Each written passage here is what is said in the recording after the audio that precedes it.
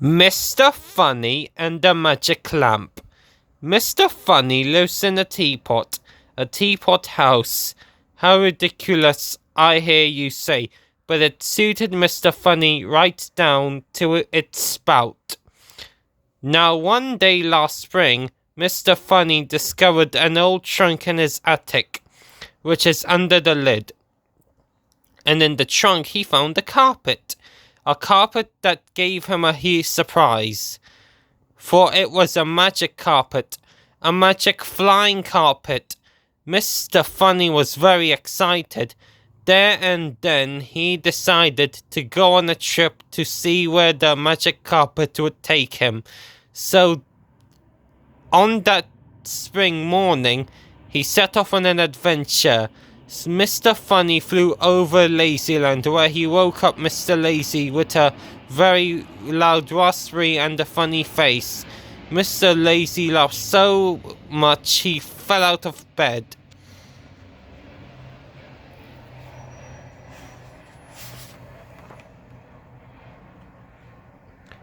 Mr. Funny and his magic carpet flew over Flatland, where Mr. Funny made Mr. Skinny laugh. He laughed so much he tripped over a daisy and dropped a breadcrumb he was carrying for his picnic lunch.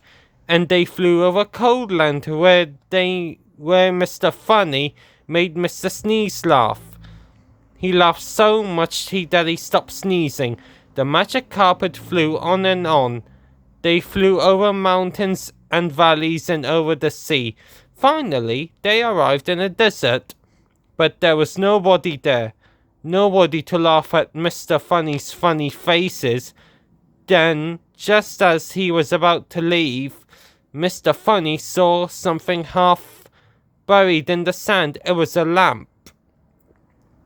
"What a grubby old lamp," he said to himself, and he gave it a rub. Suddenly, with a clap of thunder and in a cloud of smoke, a genie appeared in front of Mr. Funny, which was all very exciting, but what Mr. Funny noticed most of all was how miserable the genie looked. Mr. Funny had never seen anyone look so unhappy. "Master," said the genie glumly, "I am the genie of the lamp. I appear before you to grant you 3 wishes." To the genie's surprise, Mr. Funny pulled one of his famous funny faces. But the genie did not laugh. He did not chuckle. He did not even smile. Not a flicker. "Oh dear," said Mr. Funny. "It was going to take a bit of more than a funny face to cheer up this genie."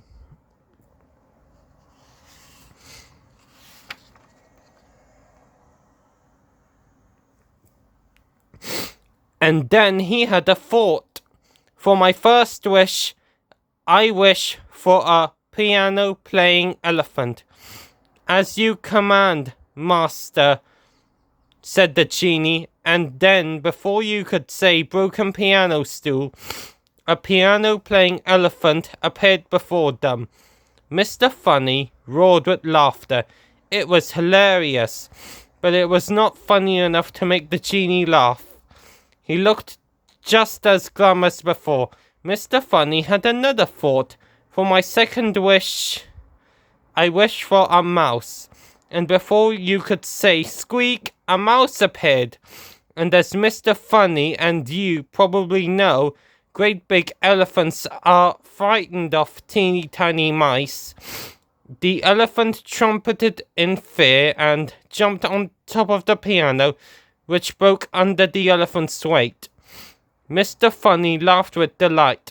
"Now that was funny," chuckled Mr. Funny. "Not really," said the genie, who looked just as unhappy as before.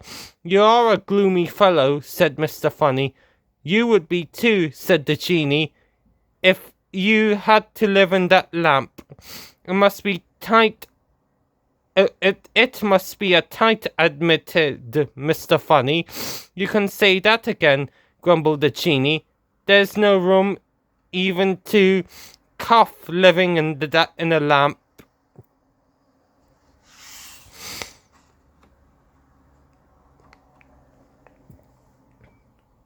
I live in a teapot, a very comfortable teapot. Mind you, said Mr. Funny, and then yet another thought struck him. For my third wish, I wish your hamp was a house. And before you could say, bring me a builder, the genie's lamp had turned into a house. The genie smiled, only a flicker of a smile. But at least a smile. That's more like it, said Mr. Funny. Now how am I going to get this elephant back home? I know, I wish. I'm sorry, interrupted the genie. You've used up all your 3 wishes. So Mr. Funny and the elephant had to squeeze onto the magic carpet for their ride home. It was quite a sight. Rather funny, in fact. So funny, the genie roared with laughter.